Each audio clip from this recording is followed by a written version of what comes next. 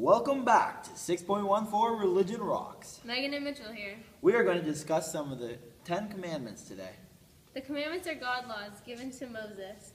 Which commandment do you think is the most important, Mitchell? To me, I think there are a few important commandments. The first is remember to keep holy the Lord's Day, which means to go to Mass and think about your relationship with God. Another one is you shall not bear false witness against your neighbor, which means to not lie and to others. I agree. Those are good commandments to follow. I think another important one to follow is you shall not kill. That's pretty straightforward. The commandments are important to follow, so go now and live by all 10. See you next time on 6.14 Religion Rocks. We are back on 6.14 Religion Rocks with Megan and Mitchell. We are now going to talk about sin. We are going to do a little game show and call outside listeners, ask them about sin.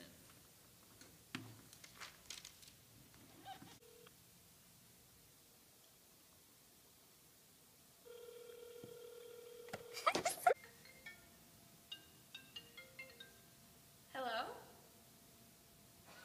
Hello, you're the lucky listener and get to answer the first question relating to sin. First, we'll start off with, what are the 3 conditions of moral sin? The first is grave matter, which turns us from God. Next is full knowledge, meaning you know your actions when you're doing wrong. The last? Is complete consent, which includes factors that reduce the need to commit one's act. You have one more chance to win tickets to 5 seconds of Jesus! The final question is, what is capital sin? And what are 2 examples of capital sin? Capital sin is something that forms bad habits and inclines us to do evil. They go against the 10 Commandments. Some examples that people do sometimes are envy, which includes people wanting what they can't have, and we come dissatisfied with our own lives. I don't really think I can think of any more. Well, good job. We will have to let the next caller answer for a chance to win.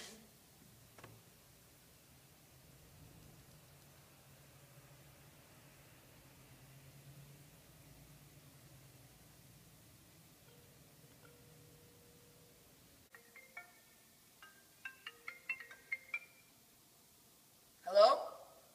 I know the answer to the last question. Another example of sin is greed, where we focus on the material goods. There are many others as well. The sins are bad, but everyone does them sometimes. Great response, Everett. You've just won 2 tickets to 5 seconds of Jesus! Yay, my daughters will be so excited! Fortunately, Mitchell and Megan got fired from 6.14 Religion Rocks. Now, Everett and I have taken over. To kick off the start of our rival, we are going to ask random people, not actors, about their opinion on the movie Evan Almighty and the Beatitudes. Excuse me, sir. Have you heard of the movie Evan Almighty? Well, yes I have. Perfect! Now can you tell us about how the Beatitudes take place in the movie? Well, the Beatitude, blessed are the merciful, for they shall obtain mercy, takes place when the people are mean to Evan, because he built the ark. When the flood happens, Evan still lets the people on the ark, even though they were mean to him at the start. Great answer. Now can you give us another one? Sure, the Beatitude that says, blessed are the pure in heart, for they shall see God. This means to make God your top priority. Evan quit his job and let his family leave him, all to build the ark, and let God's mission take place in his life. Oh, that was a good answer. I completely agree. I can think of a few more. So we are going to go on to our next random citizen.